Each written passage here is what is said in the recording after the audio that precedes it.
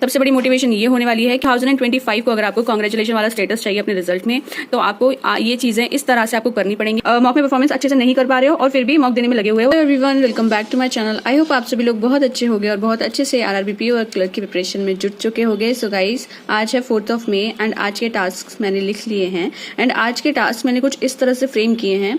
अगर आपको 1st, 2nd, 3rd और 4th मई में आपने जो भी मॉक दिए, जो भी चीजें आपने की, उससे आपको रियलाइज हो गया होगा कि आप कहाँ पर लैग कर रहे हो, कहाँ पे आपको किस पोर्शन में आपको वर्क करने की जरूरत है। तो उस हिसाब से मैंने आज के टास्क जो है वो फ्रेम किए हैं। आज हम एक भी मॉक नहीं देंगे, आज सिर्फ हम अपने वीक एरियाज पे वर्क करेंगे, उसके बाद उनको पॉलिश करके फिर हम मॉक देंगे, फिर हम देखेंगे रिजल्ट्स, फिर हम देखेंगे इम्प्रूवमेंट।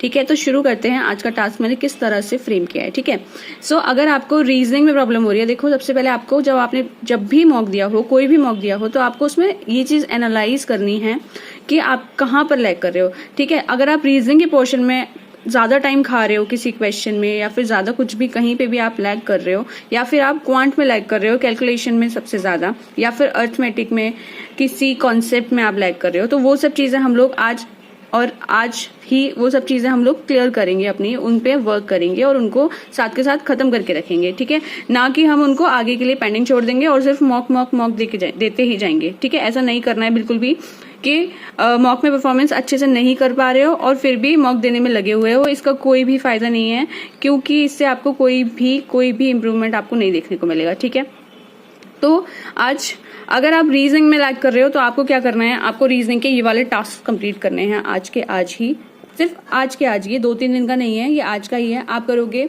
50 पजल करोगे, आप 50 सिटिंग अरेंजमेंट करोगे, 50 सिलॉक्स करोगे, 50 ब्लड रिलेशन करोगे एंड 50 क्वेश्चंस की डायरेक्शन एंड डिस्टेंस के करोगे।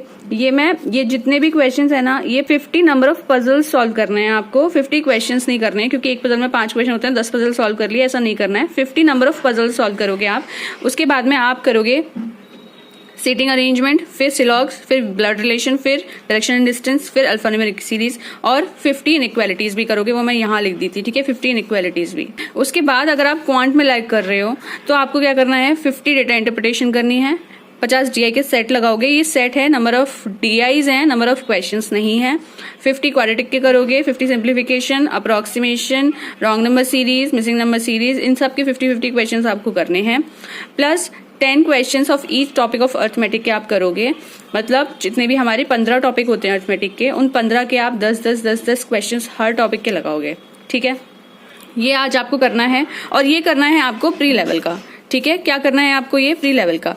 और सबसे बड़ी मोटिवेशन क्या होने वाली है, सबसे बड़ी मोटिवेशन ये होने वाली है कि अगर आपको 1 जनवरी 2025 को अगर आपको कांग्रेचुलेशन वाला स्टेटस चाहिए अपने रिजल्ट में, तो आपको ये चीजें इस तरह से आपको करनी पड़ेंगी। क्योंकि जो गलतियां, जो चीजें और जो स्ट्रेटेजी आप लास्ट ईयर्स और जितने भी टाइम से आप प्रिपरेशन कर रहे हो, उतने टाइम से अगर लेके चल रहे हो और आपको पता है कि वो स्ट्रेटेजी आपकी वर्क नहीं कर रही है, क्योंकि आपका उसकी वजह से सिलेक्शन नहीं हो पा रहा है, तो आपको अपनी स्ट्रेटेजी, आपको अपनी अप्रोच जो है वो चेंज करनी पड़ेगी। तो उसके लिए आपको अब थोड़ा सा स्मार्टली वर्क करना पड़ेगा। ठीक है, अभी भी टाइम नहीं निकला है। मई के एंड में या फिर जून के फर्स्ट वीक में हमको आरआरबी पीओ और क्लर्क का नोटिफिकेशन भी देखने को मिल जाएगा। उसके बाद में फिर लाइन लग जाएगी। आपको बिल्कुल भी ये कॉन्सेप्ट क्लियर करने का या फिर कैलकुलेशन बूस्ट करने का बिल्कुल भी मौका नहीं मिलने वाला है आईबीपीएस की साइड से। फिर अगस्त में आपके एग्जाम स्टार्ट हो जाएंगे, जुलाई में आपको एडमिट कार्ड देखने मिल जाएगा। ठीक है, फिर आपके जो एग्जाम शुरू होंगे फिर वो ऐसे लाइंड अप रहेंगे, क्योंकि आरआरबी पीओ क्लर्क, उसके बाद में आईबीपीएस पीओ क्लर्क, फिर एसबीआई पीओ क्लर्क, फिर उनके मेंस, उनके इंटरव्यू। आपको बिल्कुल भी